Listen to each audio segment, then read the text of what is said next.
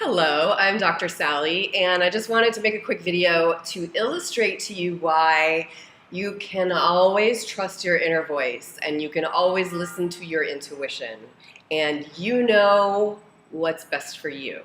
So I'm going to illustrate this by telling you a little story of a patient who came to see me a few weeks ago, and he pulled a bandage off his elbow as he's telling me, like, I know you've seen everything. And he pulls this bandage off, and there is a bursitis, a swollen bursal sac of fluid that's supposed to be a nice little, protector shock absorber.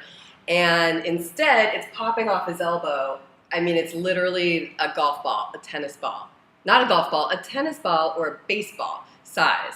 And he's like, it doesn't hurt. I just have the bandage on so I don't have to freak anybody out. But I've had it drained twice, and they gave me some steroids for the inflammation, and both times it filled right back up. And this had been going on, I think, about 7 months at this point.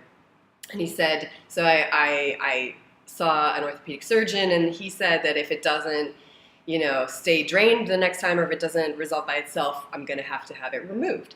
So he's like, I figured I'd come to Dr. Sally.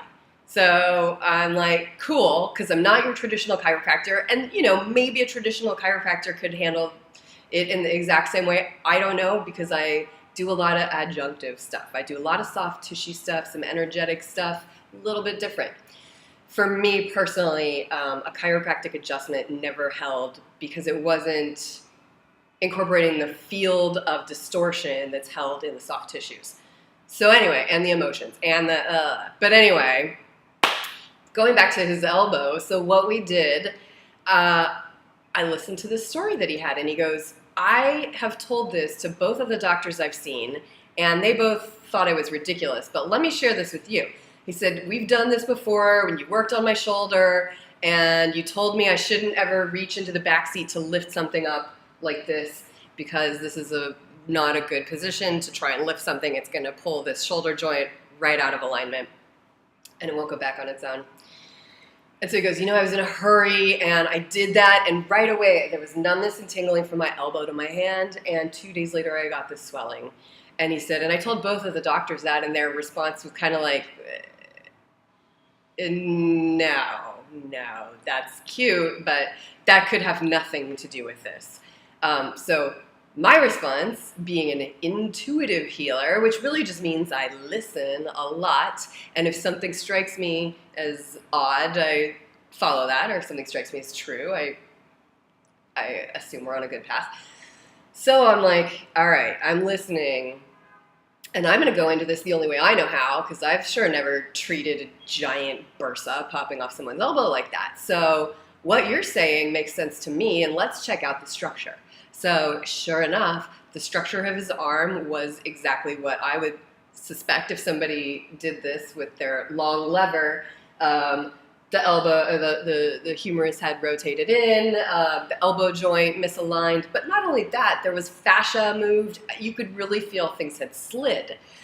So I just treated it as I would normally do a structural, my version of structure, which includes energy and all that, but we did all that, and at the end of the session, it was like, okay, you're going away for the weekend. I'll see you in 5 days. We'll see what happens. Let's hope.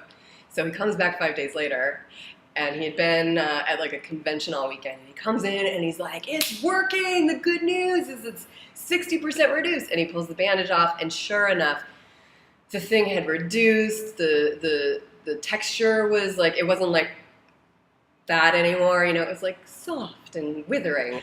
And so the moral of the story is really just listen to your inner voice. If you go get a diagnosis or you get a treatment plan and something in your mind is like, I'm not okay with that, I think there's something more, go with that. Listen to that. Don't ever give away your power. Just because somebody went to a Western medical school that only talks about drugs and surgery and Rockefeller medicine, that doesn't mean that's the only solution. So you keep going. You keep asking all your alternative friends, everybody who thinks a little weird or outside the box, anybody who you've seen recover from something, ask them what they would suggest. Ask them if there's somebody they would see. Get on Yelp and look for really great reviews of chiropractors, acupuncturists, homeopath, naturopath, anybody who does it differently, okay? Good. Trust your inner voice. Listen to yourself. Your body is miraculous. You can heal, and you have the power. Don't forget it.